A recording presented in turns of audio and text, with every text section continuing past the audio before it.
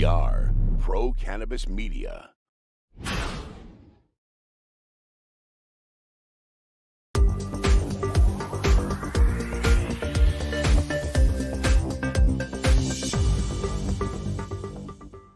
Hi, everyone, and welcome to another edition of In the Weeds with Jimmy Young, a weekly podcast on the Pro Cannabis Media Network. And we're so proud to be joined by a media partner of sorts. His name is Michael Cusack. He is the publisher of A Different Leaf magazine. We are both coming to you from Massachusetts. I am closer on the Boston side. Michael is closer on the Berkshire side. Is that accurate, Michael? Yes. Yep, I'm in the Connecticut River Valley. It's good to see you, Jimmy. Good to see you too, and thank you for joining us. Tell us a little bit about A Different Leaf magazine. I know a little bit about it. It's a quarterly now. It's focused on the cannabis industry, specifically in Massachusetts. But you also have a pretty extensive background in publishing. This is not your first rodeo, nor your first publication, is it?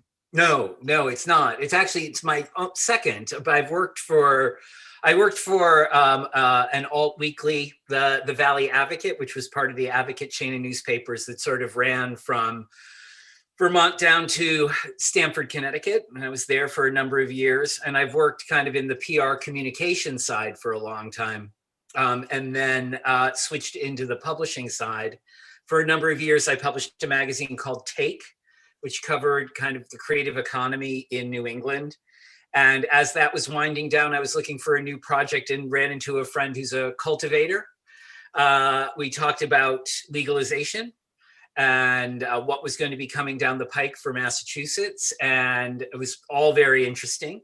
As somebody who's smoked since college, but am not very good at it. It was fascinating and interesting, but what I learned was a lot more about the law and the legislation here in the state that I had voted for. And that got me thinking about what was out there and what was kind of missing in cannabis media. And as somebody who had just turned 50, when I was doing my research, I didn't see a publication for sort of the older consumer who might be coming back to cannabis after a long time away and now that it's legal, or somebody who might be coming to it for the first time who was looking for sort of basic introductory information. So that's really where Different Leaf came out of, was what I saw was kind of a little hole in the media landscape that I thought I could fill. Right. And it's interesting. We talked about this. It's that emerging market, that emerging baby boomer market, if you will, that are looking to improve their lifestyle during their later years in life. And as you said, trying to perhaps reconnect with a product that they may have experimented with in the 60s, 70s, or 80s, depending on when they ended up in the college campuses. And it's funny because we both recognize we're media companies. All, our product are the people that are consuming our productions, whether it be interviews, news shows, live shows, or a publication of a magazine. And really and truly, you and I both know that the only existing market really is a much younger market that is skewed to the, let's call them, everyday user. Would that be an accurate euphemism to explain the stoner culture? Yeah, well, I think that cannabis has sort of popularly, cannabis is seen as a young person's game, in a sense, that most people have their first experience of it in college. A lot of the culture around it is centered around young people.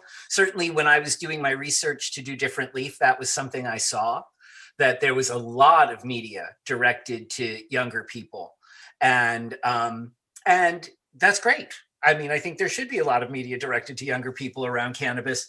But there was that space where people want to feel comfortable where they're at, where they're getting their information. And cannabis is one of those things where there's a lot of good information. There's a lot of very good, responsible media out there. And there is, having built up over time, some not so great information out there, particularly on the web. that is not based in really hard journalistic research or that sort of thing. And I think there's a space for people who are doing that kind of good editorial work. One of the things that that motivated me actually to start a media company that was pro cannabis was when I watched interviews on what I would consider to be traditional media of cannabis industry executives and how unprepared the journalists were for that interview and were really looking for reasons for the industry to fail, as opposed to being understanding that this is a new unique industry and there's really no comparables to it unless you happen to be around when alcohol was um, allowed to come back out of prohibition back in the late 1930s. So as we go along here, do you feel like you're part of this historic moment in our time? It's really exciting. I was not somebody who was from the cannabis culture when I got started, and so I've tried personally to sort of tread lightly and listen a lot, because as a new member of an existing community, I wanted to be sure that I was hearing people's stories so that I could report them better. Yep. As a quarterly magazine, I have a little luxury of time, and my writers have a luxury in time in being able to do that. And I think, what you were talking about with cannabis, with sort of mainstream media sort of looking at cannabis and either hoping it's failing or trying to come up with yet another headline that uses some sort of stoner joke in it to talk about the industry. That's kind of a faster media. And I think, what I wanted to do, and I think what you're trying to do is sort of help the normalization along by taking the time to tell the stories of the people behind this industry, so that consumers can make smart decisions about where they want to spend their money and how they want to access the products we create in this industry. Right. I mean, you and I both share. It's a fascinating industry to be part of. Completely. Right? Completely. Yeah. I mean, I thought, well, this could be a good business decision. And I started talking to some cannabis businesses, and there was interest in what I wanted to do. But when I started looking at what stories were out there, I just saw it's bottomless. There are so many interesting stories in this industry beyond that it's legal and you can buy it now. There are just the depth of stories are fantastic. I'll be busy for a long time, and so will you. Right. No, it's so funny. I mean, I kid, as you know, I was a sports guy for a long time in New England, Yeah. and now I'm interviewing botanists and PhDs and scientists, and I avoided science like the plague Yeah. in my college years, if you will. So, for me to be talking to these people, it's not ridiculous, but it's a great exercise because, especially later in life, because you know what? You actually can learn quite a bit from these intelligent scientists, can't you? Absolutely. And I think it's great to go in as a novice somewhat when you're a journalist, because then it forces you to do the research, but you also understand about telling a story in a way that somebody who is new to the topic can understand it. Right. And I think that was one of the challenges I found, even when reading like really good sort of legacy cannabis publications. They were sort of a 400 level college course, and what I needed was the 100 level. I needed that intro level class to get me to a place where I could sit and have a smarter conversation. And right. I think that I think for you and I serves our readers and our listeners and our viewers, because we're growing along with them. Right. And I'm not afraid to make fun of myself with my lack of knowledge when it comes to biology and chemistry. and I try to explain to people, I say, hey, do me a favor and dumb this down for those that have not gotten their PhD in botany or any of those plant-based studies that are out there, because I don't understand. I now know what a terpene is. I now know what a Yeah, trichome is. exactly. Yes. Not in a million years did I know think I'd be talking about it, but I get it, and I actually think I understand the role it plays in this plant one way or another. Absolutely. Humility goes a long way when you're in media. That's for sure. How much of the do you do any of the writing still, or are you hiring freelancers to do most of your stories? I do write a few short things here and there. It's just where we are as a startup. I have to do a fair amount of lifting, but I am the one full-time person behind this magazine, and I am. If I'm good at anything, I'm smart about hiring people who are much smarter and more talented than I am. And so I have great writers. I'm always on the lookout for other writers who want to work with us. But on top of writers, I work with great photographers, great illustrators, and great designers. And so, I try to create a really beautiful magazine, a real beautiful product that people want. That people want to pick up and want to read. And I think that's the challenge of being a print magazine in a digital world, is Right. you have to give people something a little bit more. When I was thinking about starting this, a really good friend and a colleague of mine who is in marketing and communications said to me, I just want a really nice magazine about cannabis that I can put on my coffee table. And I was like, I'll give you that. I'll do Yeah. that for you. That's nice. That was nice of you too. Yeah. I do know when you talk about the digital universe, you Mhm. are still involved with it because you've brought in someone I have a lot of respect for, Britt Smith, to Mhm. host your. Is it a weekly podcast that you guys put out?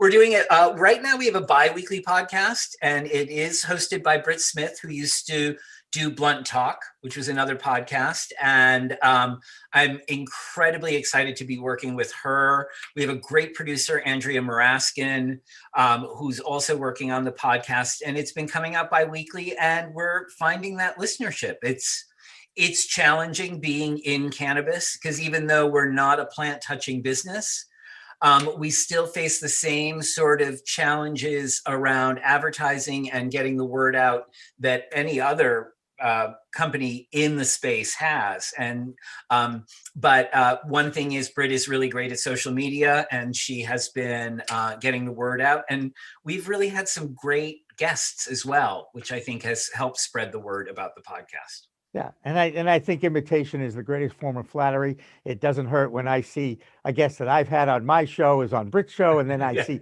Britt has a guest, and I go, "Oh, that'd be a great guest to have."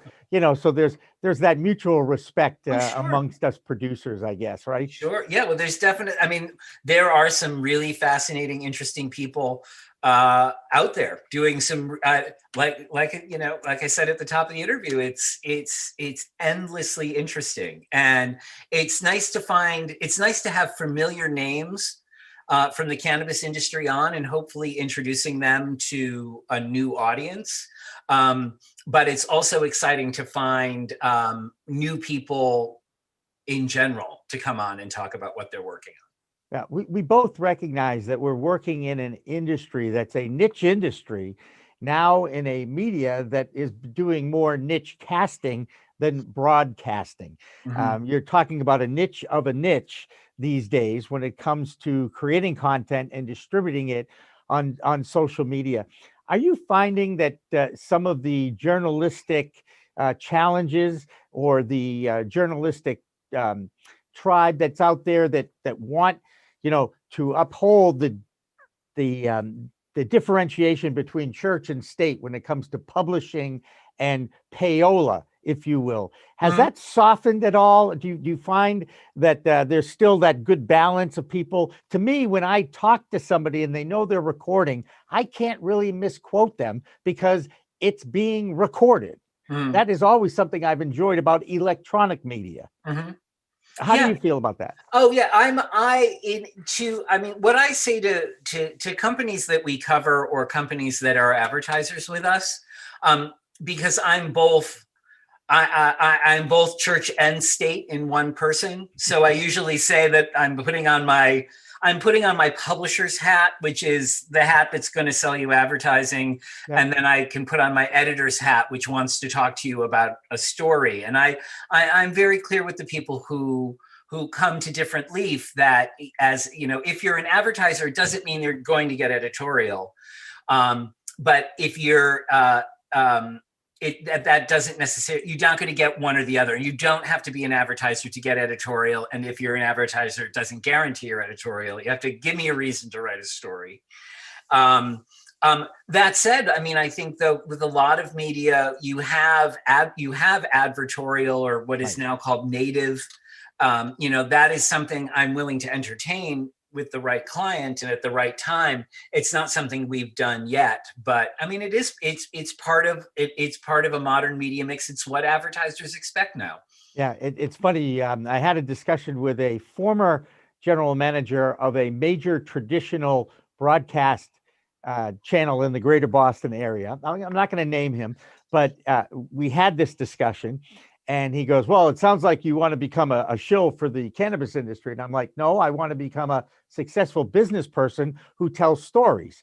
So, and I said, now, and I won't use his name, but I said, you have heard of TMZ. They actually pay to break stories. I'm not sure I'm going to pay to break a story, but I'm not going to shy away from asking the questions that help tell that story.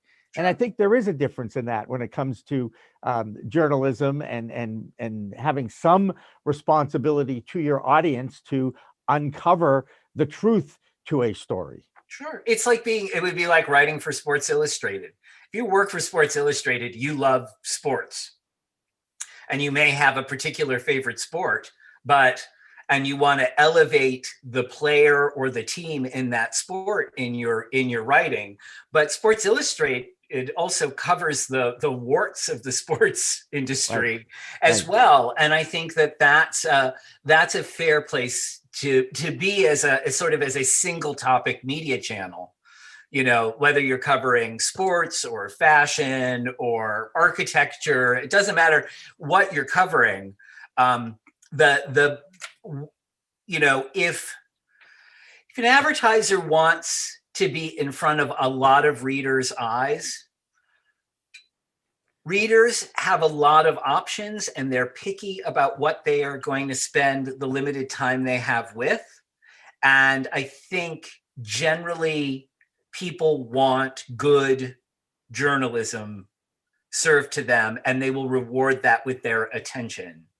And that's good for both the journalists and the advertisers because the eyes are all there. Anything that's just fluff, well, it's not exactly, it doesn't last as long. So right, absolutely. Well, the doesn't have legs.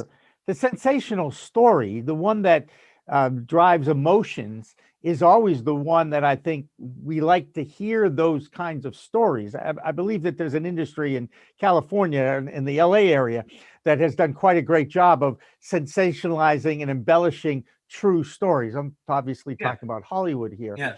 But as you look at the media landscape, and needless to say, journalism and media has taken quite a hit over the last half dozen years or so. Are you finding that there's still integrity amongst those that are out there publishing, or have we become jaded? And is it a Fox versus CNN decision that all of us have to make, as opposed to finding someone who is just giving you facts without interpreting those facts? Oh, Tough one, huh? Yeah. I mean, it's. A lot of people have said that the pandemic is going to be like an extinction level event for media, and it's happening. I mean, it has been happening for a very long time. There's endless amounts of words about what media is going to look like in the future, what media looks like today. Mm-hmm. How can we save journalism? Mm-hmm. Looking at different business models, looking at different ways of tackling both the work of doing journalism and the business side of supporting journalism. I think we're at a real major inflection point. Mm-hmm. We've lost so many good journalists. Even my local paper here in Northampton, Mass, where I live, is going through real troubles because they've lost so much local advertising during the pandemic. And I don't like the idea of living in a small town, a small city in Massachusetts without its own newspaper. I mean, I don't think it's closing up shop just yet, but it's, it lost its editor 2 weeks ago. So look, you understand media and you're in a small town. Why wouldn't someone want to create what I would consider to be multimedia journalists, a multimedia story? You can now everybody walks around with their iPhone or their smartphone or their Samsung, whatever Android device that they use in their back pocket. This to me is a news gathering machine, a news gathering tool. And we saw it, unfortunately, we saw it at that display that was in Washington, D.C. earlier. Well, it was last week now. And, I saw just about 90% of the people wandering through the halls of the Capitol holding their phones, documenting a riot, documenting a crime going on. And yet I have to ask myself, do they understand that they're actually showing people or creating evidence of a crime that they are perpetuating? Right? I mean, doing it for the gram. But this is what I mean. And yet there are great stories in small towns all over the world right now that of survival stories, not just dealing with the virus, but you mentioned businesses going out. And yet there are still some businesses that have actually opened, Michael. I actually met a restaurateur who opened a restaurant a month ago. And I said, are you nuts? Do you know that no one's going inside restaurants? Yeah. And a brave person. That's like starting a magazine. Yes. Brave him. In a digital era. Right. Well, I guess we all like challenges, right, as humans. Yeah. But shouldn't some entrepreneur want to tell those stories of the local town government and the local businesses that are opening? And all they really have to do is, have that little phone around and understand how to put a story together with a beginning, a middle, and an end. I mean, to me, someone who's lived in newsrooms or worked in newsrooms for 30, 40 years, having that not just daily deadline, but hourly deadline sometimes if you work in a 24/7 operation, that's just, okay, what can I do next? What can I do next? What can I do next? And I believe everybody has a story to tell. So I wonder if there's an opportunity, getting away from the medium, getting away from the actual print product, but you still have social media where you can post these stories and create a following and create an audience and then ultimately monetize that following. So I just wonder, do we see, is there an opportunity out there for that entrepreneurial journalist to do those stories in small towns? I think what it will take is the duopoly of Facebook and Google and the amount of ad dollars that they take out of the amount of ad dollars that Facebook and Google consume right now is something like 70 or 80% of all of the advertising dollars spent in the United States are spent on Facebook and Google. Right. And that means every media company that's not Facebook and Google is fighting for that tiny piece of pie. And that tiny piece of pie is getting smaller and smaller and smaller. And, I think advertisers can help that process by thinking about where they spend their advertising dollars and supporting independent media like yours and mine. Mm-hmm. I mean, I think that's a real strategic thing that they can do. I think readers have to understand that not all content is free, that they're going to have to pay for something. And that I think there are going to be new modes of editing and writing and creating journalism that are going to come down the pike. Mm-hmm. That it's not always the old way of doing those things. I think those ways are going to change. So I think everybody in the relationship has to figure out what their new roles are going to be for it to be successful. And people have to think about, readers think about where they want to spend their time reading, the time that they have to read or watch or listen. advertisers need to think about the kind of media that they want to support. And those of us who create the content need to be adaptable to the new ways of making it happen. I mean, I think one of the reasons that we're in a tough place is a lot of the traditional forms of media, like TV and newspapers, just assumed that things were never going to change. and that the product was not that they were selling paper, but that they were selling information. Yeah. And for too long, I think, particularly the newspaper business, never got away from the idea that they were selling paper, that they were actually selling information is what people were buying. And that's, I think people realize that now. So everybody in this dance has to figure out the new steps. And we all have a part to play. And I think we all have a part. I think us as journalists we have a responsibility to sort of educate our readers when we can. And you're starting to hear a little bit of that now. We're also starting to see those Facebooks and Googles of the world being called to the carpet a little bit. And I wonder how you feel about those entities. And are we starting to move towards, and I don't even want to use the word censorship, but do you see a day where the FCC may actually oversee social media in addition to that other side of things, that over-the-air distribution of information?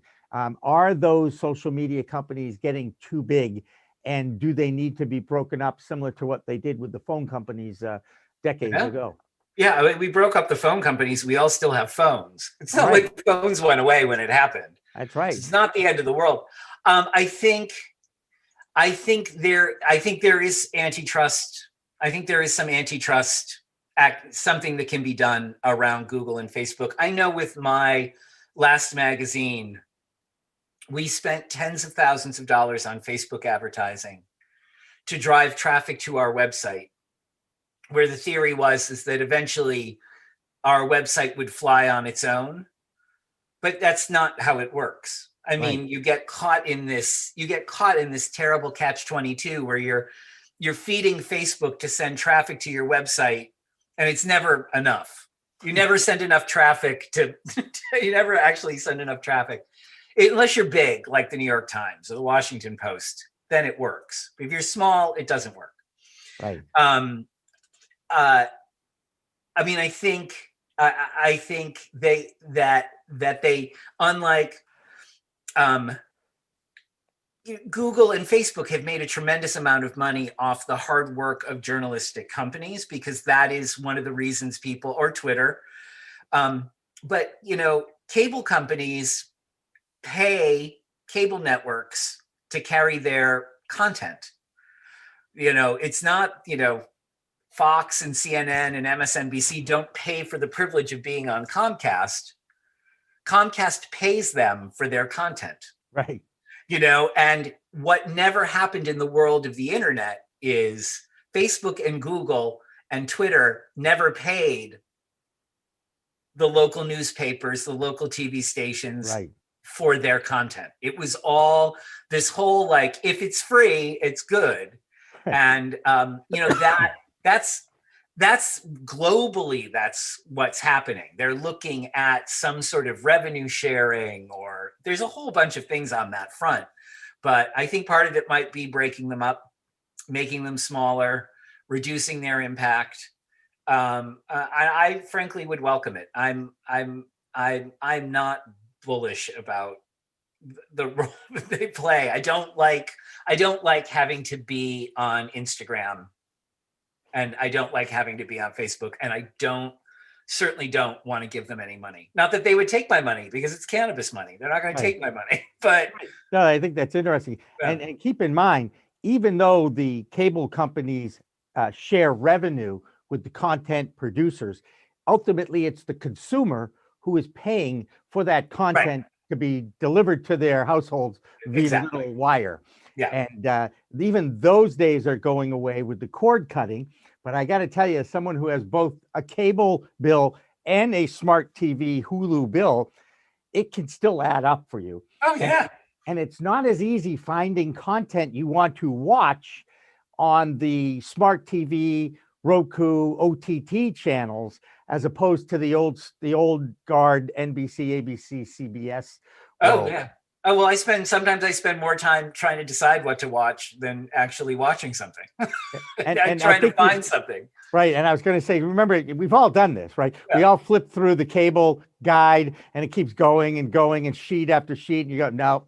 I just say, yeah, definitely been there. Yeah. I mean, that gives you, I mean, that's where, that's one of the challenges we have is in that there is so much stuff that people can watch and read and listen to. There's so much, and everybody has just a finite amount of time to devote to it. And that's where I think, being specific, being niche, or being specific or catering to a particular thing for people that they like or are interested in or want to know about gives you that leg up. And so if we're giving good cannabis content to people who are hungry to learn about a new product in their world, then we can't hope but be at least somewhat successful in that, because that's our challenge. And I think that pushes us to make better content for people. Right. Well, I hope we just made a little good content for people, I Michael. hope so because too. Yeah. as always, I find talking to comrades in the world of media, publishing, producing, whichever word you want to throw at it. I do appreciate your efforts, and I'm with you 100% on that. And I look forward to hopefully continuing this conversation down the road as we both continue to grow and be successful here in 2021. How do people find and where do you find A Different Leaf magazine? You can head to differentleaf.com. It's our website. There's a list of all of the dispensaries and bookstores in Massachusetts, primarily, where we're available. If you happen to be in New York or London, you can buy us too, but primarily we're in Massachusetts, and our podcast is on all platforms. Just search Different Leaf. There you go, with Britt Smith. Love that. Michael Cusack from A Different Leaf, thank you so much for joining us here. And I look forward to continuing our conversation at a high level. There's one of those puns again. I like that. I like that very much. Thanks so much for the invitation, and it's great to see you. You bet. And remember, for all of you who do subscribe, like, and share In the Weeds with Jimmy Young, we so appreciate it. And remember, it's a whole new world of weed out there. Use it responsibly. Thanks for watching. Thanks for listening. We Talk Now, We Talk News, and In the Weeds are all available on most major podcast distributors like iTunes, Spotify, Google Play, and our friends at clnsmedia.com and our flagship, cannabis.net. So subscribe, share, and like our videos on all the social media networks out there, including LinkedIn, Twitter, Instagram, Facebook, the WeedTube, and YouTube.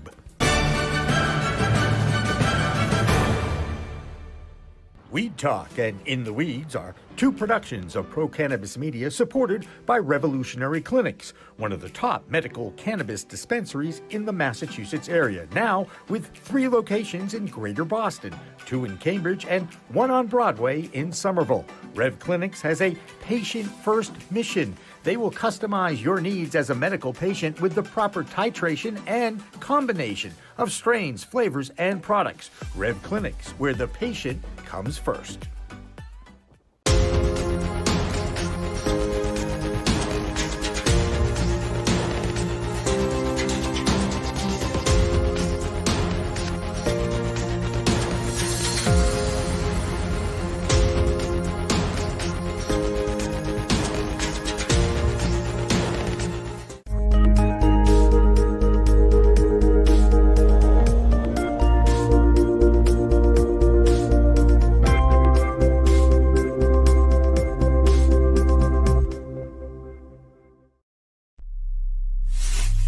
We are Pro Cannabis Media.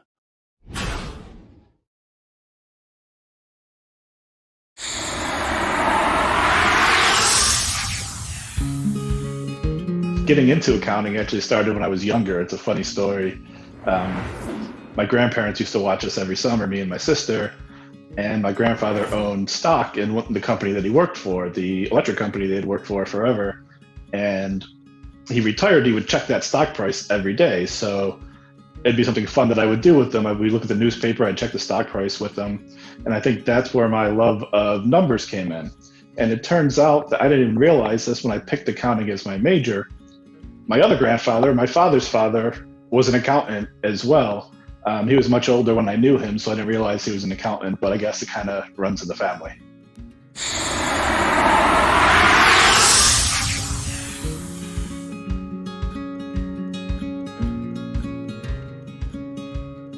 Oh, Mexico. It sounds so simple, I just gotta go. Now when you go, medical cannabis is legal. Finally. Trouble in the plains of South Dakota as their governor tries to stop the voters' wishes for adult use. And we hear from Captain Hooter on the thinning of the cafe industry in his beloved Amsterdam on We Talk News next.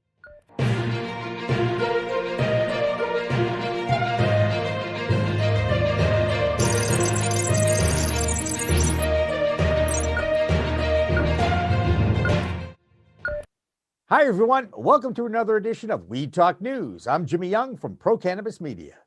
And I'm your main man, Rye Russell from Weed Buds Radio. Every week, Rye and I get together and share news items and opinions from the emerging cannabis industry. And Rye, you've got the lead story this week. Do you understand any Spanish? Well, I know that Mexico welcomes a legal medical program, but as far as my Spanish goes, Jimmy, yo no hablo mucho español. That means you don't understand too much Spanish? 6 years of Spanish, Jimmy. My advisor was very disappointed in me. Well, it almost took 6 years for the country to come around, and it did take a very long time. In fact, more than 3 years just to get to this point. Amendments were made years ago to the General Health Law and Federal Criminal Code, and then it took another 180 days from there to implement changes. Guess what? They even missed that deadline. Next deadline, that was set up by their own Supreme Court on September 9th, and they needed another 70 days to get it done. But now it's official. The Mexican government will control and supervise the production of raw materials, molecular and pharmacological derivatives for scientific and industrial medical cannabis purposes. This opens the borders for exports of Mexican cannabis to European, South American, and yes, USA markets. Big time blow to the illegal market in Mexico, right?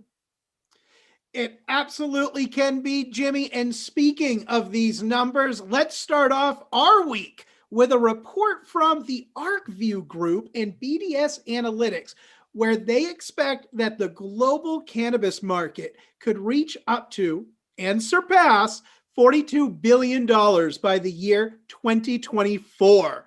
As we know, the coronavirus has not slowed down this industry. Rather, companies are getting staffed up and rapidly trying to meet consumer demand. Speaking of which, consumers are begging for more edibles.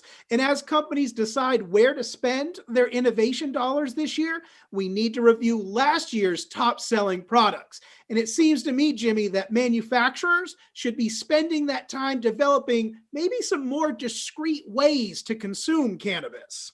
For more, let's go to Deb Borchardt with the Green Market Report. Thanks, guys. According to data from Akerna, this Christmas holiday generated $427 million in cannabis sales. Now, typically the Friday before Christmas is the biggest sales day of the holidays, but this year Christmas was on a Friday. So it was the Wednesday before Christmas that got the most significant bump, with sales jumping 76%. This week, Cresco Labs said it was buying Florida-based Bluma Wellness in an all-stock deal valued at $213 million. Bluma operates the One Plant Florida chain and has 7 strategically located dispensaries with 8 more locations planned to open. Earnings are starting to roll in. Aphria reported that its second quarter net revenue increased 33% to $160.5 million. Still, the company delivered a net loss of $120 million. Grow Generation released preliminary full year 2020 revenue of $192 million. That was an increase of 140%. The company also said its fourth quarter revenue rose 142% to $61.5 million. Now that's versus just $25 million for the fourth quarter of 2019. And that's it for this week. I'm Deborah Borchardt from the Green Market Report for Weed Talk News. Now let's talk about what's going on in South Dakota. If you've been following that state's cannabis reform initiative, you know that voters passed adult use and a medical program at the ballot box in November. Now their governor, Kristi Noem, is backing litigation that aims to overthrow the approval of the change to the state constitution about adult use of cannabis. She is not challenging the medical question that also passed at the ballot box. The medical question passed at 70% margin, the adult use at 54% margin.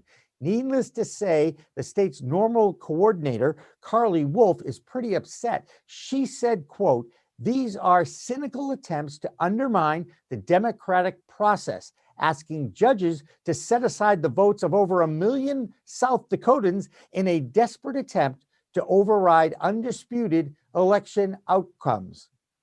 Unquote. I wonder where I've heard that before.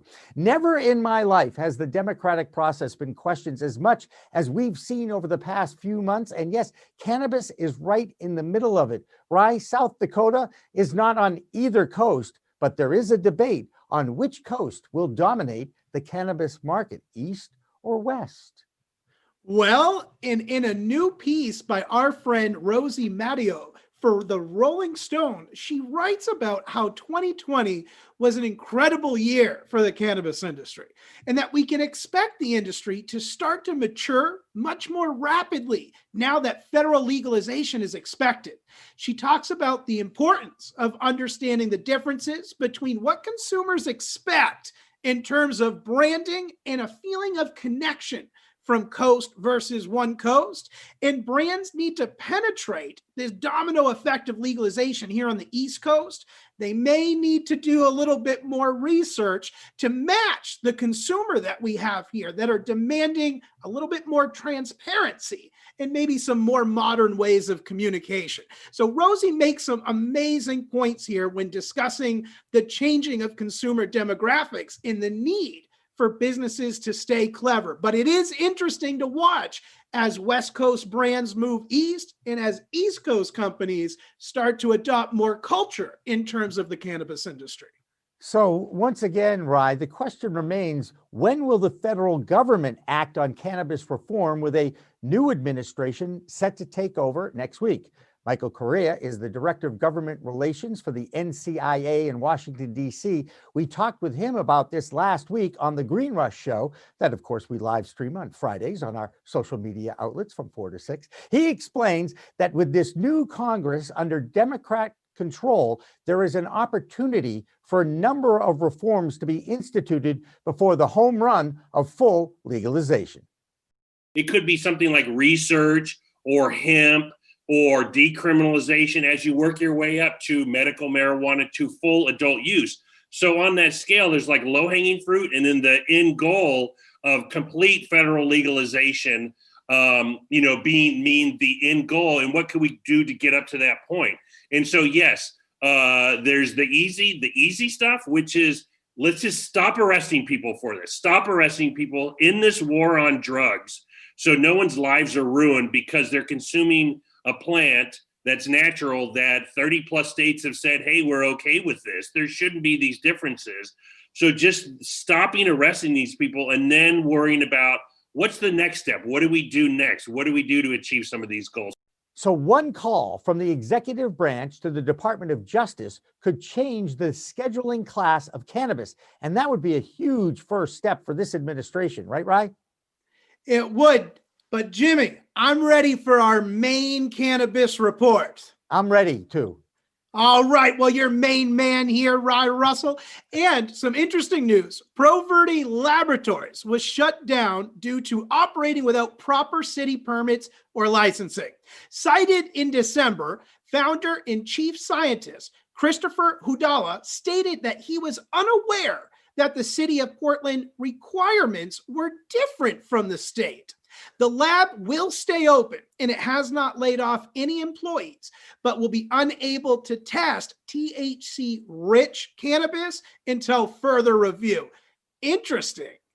Interesting that I didn't realize that the Maine medical cannabis program didn't already test for THC, CBD, contaminants, and pesticides. I'm kind of shocked. I mean, isn't that the whole point of legalization, so that you know when you go to a medical dispensary, you know it's been tested? But I think this has been grandfathered from the caretaker program.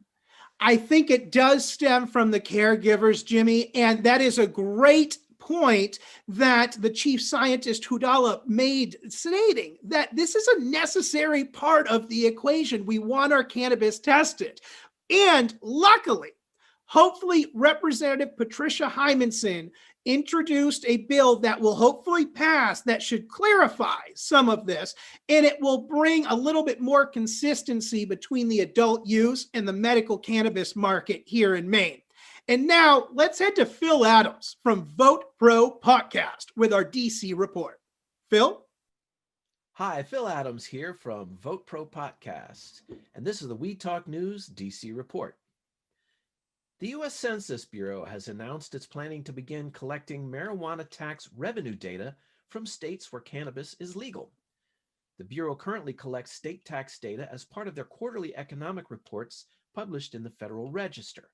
These reports measure economic activity across the country and highlight the extent to which different streams of revenue fill state and local coffers. The new plan will add tax data from cannabis sales and sports betting, which the Bureau said will, quote, modernize the survey's content to maintain the relevancy and sustainability of these data. The U.S. Department of Agriculture has announced it will begin making more grant money available to support the breeding, testing, and development of, quote, superior performing hemp varieties. Under the agency's Supplemental and Alternative Crops Grant Program, the USDA began funding improved efficacy in hemp cultivation in 2019 following passage of the 2018 Farm Bill. In this recent announcement, the USDA outlined plans to increase funding for this year's program from $50,000 to $125,000 per year for up to 4 years. Virginia Governor Ralph Northam has unveiled legislation to legalize adult use of cannabis in the Commonwealth. This comes less than 8 months after Northam signed a bill that decriminalized cannabis possession in Virginia. It also follows a similar bill introduced last week by State Delegate Steve Heretic to the Virginia General Assembly. The Northam bill would allow adults 21 and older to purchase and possess up to 1 ounce of cannabis and to cultivate up to 4 cannabis plants, including 2 mature plants, for personal use. The proposal would also impose a new 21% tax on cannabis sales on top of the state's existing 6% sales tax. Possession of quantities between 1 ounce and 5 pounds of cannabis would incur a civil penalty punishable by a $25 fine. That's the Weed Talk News DC report for this week. I'm Phil Adams from Vote Pro Podcast.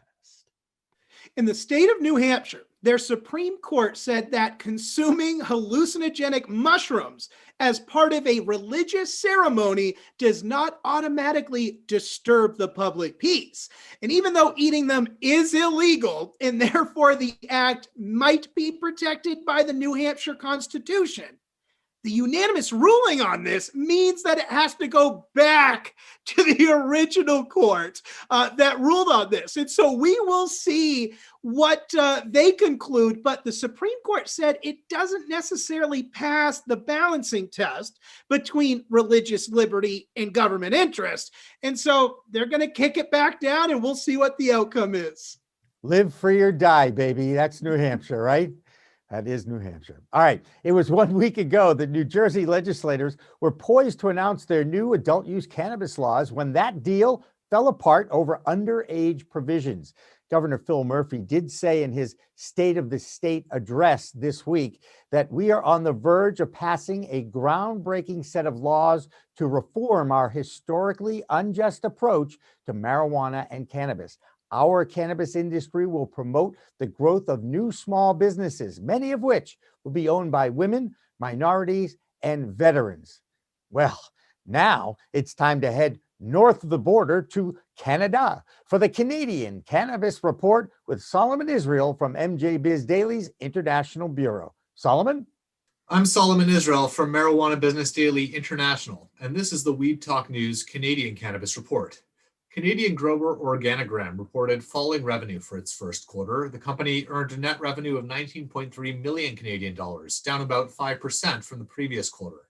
CEO Greg Angle cited inconsistent inventory that led to missed sales opportunities, as well as falling international sales. Aphria also reported quarterly earnings this week. The company grew its net revenue by 10% over the previous quarter to 160.5 million Canadian dollars. Aphria is due to merge with competitor Tilray this year. And Aphria CEO Irwin Simon was the top paid cannabis CEO in Canada in 2019, according to a new analysis. His total compensation for the year was 18.4 million Canadian dollars. Another of other cannabis industry executives also made the list of Canada's 100 best paid CEOs for 2019. You can read all those stories and more at mjbizdaily.com. I'm Solomon Israel for Marijuana Business Daily. From Eau Canada to Eau Francois, the country of France is running an online questionnaire over the next month to better understand their public's opinion about cannabis. Right now, it is illegal to consume, possess, and sell cannabis for adult use recreationally in France. However, 1/4 of all adults consume weed in France, and 5 million use it at least once a month. So, Ryan, when I ask you what European country is the most friendly towards cannabis, what would you guess? I would say it has to be the Netherlands, in that capital city of Amsterdam. And you are correct for $0. Right now, anyway, in fact, for decades, the coffee houses in Amsterdam have been openly selling weed, and over 49 million tourists flock to that country every year to partake in that casual culture and approach to cannabis. Now the mayor of Amsterdam, Felke Helmsema, wants to close many of those coffee houses in order to have better control over its use. Now, when it comes to an opinion about the coffee houses in Amsterdam, I go straight to Captain Hooter, who literally wrote the definitive guide to those coffee houses a few years ago. Literally, all of the dominoes are ready to fall over into the positive cannabis industry around the world. You are surrounded by countries that are either legal already or are legalizing soon. You just had Great Britain leave with the Brexit thing. Everybody's economy is in the toilet. So they're going to be forced to have to legalize or at least decriminalize in all of these countries. And this country decides that no, we're going to take our 40 years of amazing branding and wonderful experience that we've had bringing all these loyal people here, and we're just going to push them all away. It's one of the silliest things I've ever heard. Captain Hooter should know he's visited and reviewed all 166 coffee houses and cafes when he lived in Amsterdam. His book is still the most comprehensive guide in the industry. He warns that the contraction of open cafes might be the first step for that government to take over the cannabis trade in the Netherlands. As far as cutting down, I think they're stabbing the industry, the people that have been there and have suffered for years, decades. Remember one other thing that's kind of interesting about Amsterdam that a lot of people don't realize. It's not legal there. It's tolerated. Right. Tolerated. Remember, when I was living there, here I am, I'm 59 years old. I had to roll up a towel and stick it under my door. So when I smoked a joint, the smell didn't go out and my neighbor didn't smell it and call the police on me. Okay. So they still live in a very kind of I wouldn't say a police state, but I mean in this really regulated environment where the growers are still criminals until they bring the weed through the door. And then when it's through the door, then they're heroes. And, oh, this is this great grower. It grows this great bud. But when he's outside coming in there, he's a criminal. So the whole system has been messed up for a while. And it's been, talk about clamped down and held back. It's held back dramatically. Well, it's just never easy in the cannabis world, is it, Rye? No, but here's something to look forward to. If you happen to be a resident of Washington, D.C., the group DC Marijuana Justice, or DCMJ, has a great gift idea when COVID vaccinations finally arrive for the public. They have said that they will call for joints for jabs. DC home growers will lawfully distribute free bags of cannabis outside of vaccination centers as soon as that vaccine arrives. You know, Rye, you just can't make this stuff up. And that'll do it for another edition of Weed Talk News. I'm Jimmy Young from Pro Cannabis Media. And I'm Rye Russell, your main man from Weed Buds Radio. Remember, it's a whole new world of weed out there. Use it responsibly. Thanks for watching. Thanks for listening. We Talk Now, We Talk News, and In the Weeds are all available on most major podcast distributors like iTunes, Spotify, Google Play, and our friends at clnsmedia.com and our flagship, cannabis.net. So subscribe, share, and like our videos on all the social media networks out there, including LinkedIn, Twitter, Instagram, Facebook, the WeedTube, and YouTube.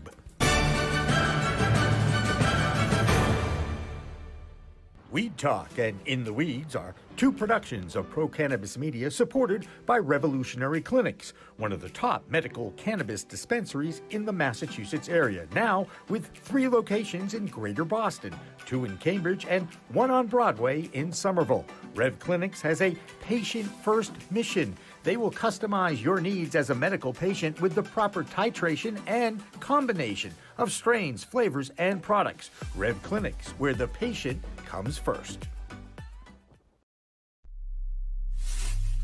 We are Pro Cannabis Media.